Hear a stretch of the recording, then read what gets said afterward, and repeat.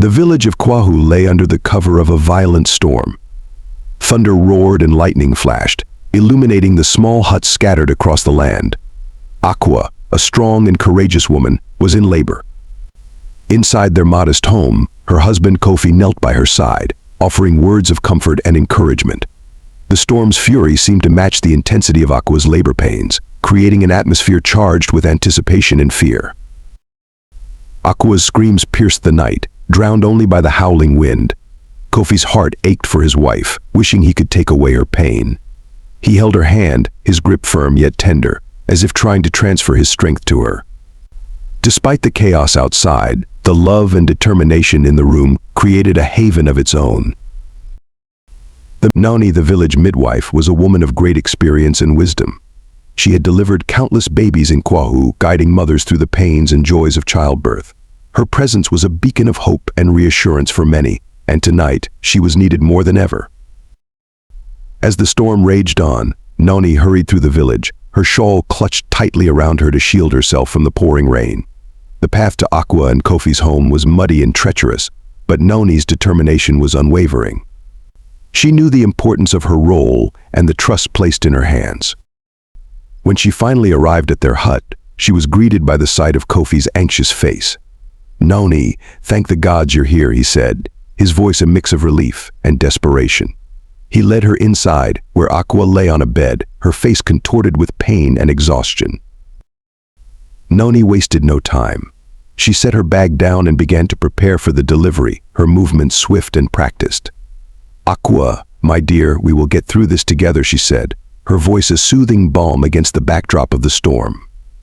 She examined Aqua, assessing the progress of the labor and offering words of encouragement. The room was dimly lit by a single oil lamp, casting flickering shadows on the walls. Despite the chaos outside, Nani's calm presence brought a sense of order and control to the room. She directed Kofi to gather clean linens and warm water, knowing that every detail was crucial for a safe delivery. Aqua's contractions grew more intense, each wave of pain bringing her closer to the moment of birth. Nani's steady hands and reassuring words guided her through the ordeal. "Breathe, Aqua, breathe," she instructed, her voice a constant anchor amidst the storm's fury. As the labor progressed, Nani could sense that the baby was almost ready to enter the world. She positioned herself to assist with the delivery, her eyes focused and determined. "You're doing wonderfully, Aqua," she said, her tone both firm and gentle. "Just a little more, and your baby will be here." The final moments were a blur of intense effort and raw emotion. Aqua pushed with all her might, her body straining with the effort. Nani's hands were ready, guiding the baby into the world. With one final, powerful push, Aqua gave birth to her child. The room was filled with the newborn's cries, a sound that cut through the storm like a beacon of life. Nani held the baby in her hands, her expression one of awe and amazement.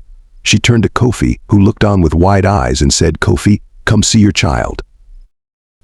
As Nani held the newborn in her hands, her eyes widened in astonishment. Sanya, the baby, was unlike any child she had ever delivered. Born with both male and female organs, Sanya represented a rare and miraculous occurrence. Nani's experienced hands trembled slightly as she cleaned the baby and wrapped her in a warm blanket.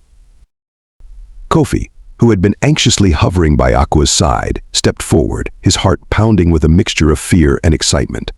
"What is it, Nani? Is the baby all right?" he asked, his voice barely a whisper. Nani nodded, her expression serious yet gentle. "The baby is healthy, Kofi. But there is something unique about your child." She handed the swaddled newborn to Kofi, who took his daughter in his arms with trembling hands. Aqua, exhausted but eager to see her child, struggled to sit up. "Let me see," she murmured, reaching out. Kofi carefully placed the baby in Aqua's arms, and together they gazed at their child with a mixture of awe and uncertainty. Kofi's voice broke the silence. "No one must know," he said urgently, turning to Nani.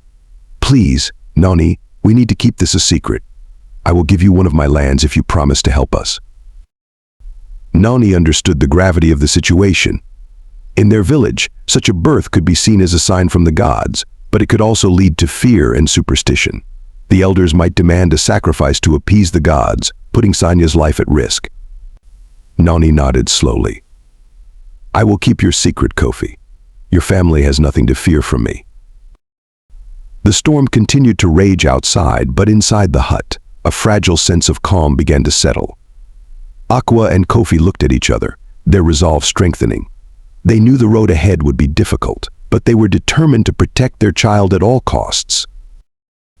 Nani stayed with the family a while longer, ensuring both mother and baby were comfortable and well. Before she left, she placed a reassuring hand on Kofi's shoulder. Remember, Kofi, this child is a blessing.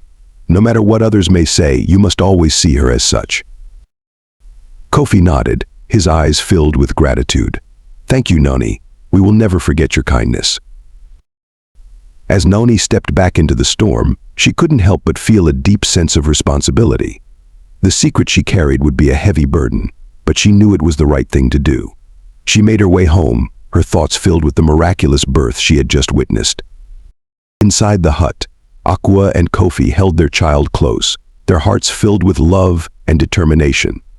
They would face whatever challenges lay ahead, united in their resolve to protect Sanya and give her the best life possible. The days following Sanya's birth were filled with a mix of joy and anxiety for Aqua and Kofi. They were overjoyed with their new child, but the weight of their secret loomed over them like a dark cloud. They knew that the discovery of Sanya's unique condition could bring unwelcome scrutiny and possibly even danger. Aqua and Kofi's home became a place of cautious whispers and careful planning. They discussed how to navigate the coming days, how to keep their secret safe, and how to protect Sanya from potential harm. Every visitor, every curious glance, was met with a polite but guarded response. Nani, true to her word, remained a trusted confidante. She visited often, under the guise of checking on Aqua and the baby, offering guidance and support. Her presence was a comfort, a reminder that they were not alone in this journey. One afternoon, while Kofi was tending to his farm, Aqua sat with Noni, the baby sleeping peacefully in her arms. Noni, what if someone finds out? What if they come for Sanya? Aqua's voice trembled with worry. Noni placed a reassuring hand on Aqua's shoulder. We must be careful, Aqua, but we cannot live in constant fear. Sanya is a gift, and we must treat her as such. We will find a way to keep her safe. Kofi returned from the fields, his face lined with determination. I have spoken to a trusted friend, Kwame. He knows some of the elders and can help us if we ever need it. We must prepare for the worst but hope for the best. The family carried on with their daily routines, their lives forever changed but bound together by their love for Sanya. They worked together, supporting each other through the challenges that came their way. Their bond grew stronger, fortified by the shared goal of protecting their child. One evening, as the sun set over the village, Aqua and Kofi sat outside their home, watching the sky turn brilliant shades of orange and pink. Sanya lay in Aqua's lap, cooing softly. Look at her, Kofi. She is perfect, Aqua said, her voice filled with awe. Kofi smiled, his eyes shining with pride. She is, Aqua. No matter what happens, we will always cherish her. We will always protect her. As the stars began to twinkle in the night sky, Aqua and Kofi made a silent promise to each other and to their child. They would face whatever challenges lay ahead with courage and determination. They would ensure that Sanya grew up in a world where she was loved and accepted for who she was. News of Sanya's birth spread quickly through the village, and soon her grandmother, Ikenna, arrived to see her first grandchild. Ikenna was a formidable woman, known for her sharp tongue and even sharper mind. She was also deeply respected in the village, her opinions carrying significant weight. Ikenna entered Aqua and Kofi's home with an air of excitement and pride. Where is my grandchild? She demanded, her eyes sparkling with anticipation. She had brought gifts and blessings, eager to shower her granddaughter with love. Kofi, his heart pounding with nervousness, led his mother into the room where Sanya was sleeping. Aqua stood nearby, her expression a mix of anxiety and hope. They had not yet decided how to handle Ikenna's visit, unsure of how she would react to Sanya's unique condition. As Ikenna approached the crib, her face softened with joy. She picked up Sanya gently, her eyes brimming with love.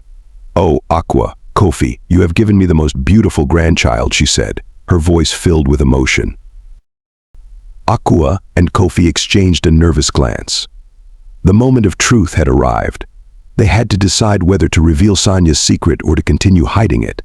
The fear of their child's safety weighed heavily on their minds. Kofi stepped forward, his voice steady but filled with concern. "Mother, there is something you need to know about Sanya." He paused, searching for the right words. She was born with both male and female organs. Ikenna's joyful expression melted into one of shock and disbelief. She stared at Sanya, her mind struggling to process the information.